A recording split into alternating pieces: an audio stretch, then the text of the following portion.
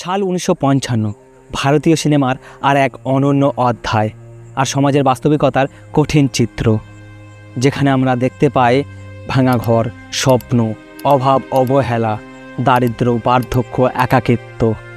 যেখানে আমরা দেখতে পাই শৈশবের মৃত্যু, স্বপ্নের মৃত্যু, দারিদ্র্যের চরম বাস্তবিকতা।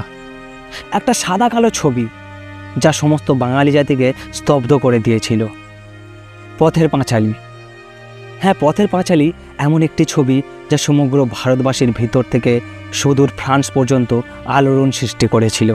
যেখানে আমরা দেখতে পাই লেখক বিভূতিভূষণ বন্দ্যোপাধ্যায়ের লেখার চিন্তাধারার সাথে পরিচালক সত্যজিৎ রায়ের প্রতিটি ফ্রেমের চিন্তাভাবনা। একজন মানুষ সমাজের কঠিন বাস্তবিকতাকে নিজের লেখার মধ্যে তুলে ধরেছেন, আরেকজন মানুষ সেই চিত্রগুলিকে নিজের চিন্তাভাবনার প্রতিটি ফ্রেমে ভিডিওর আকারে তুলে ধরেছেন। ধন্যবাদ বিভূতিভূষণ বন্দ্যোপাধ্যায় মহাশয়কে এবং ধন্যবাদ সত্যজিৎ রায় মহাশয়কে। ধন্যবাদ।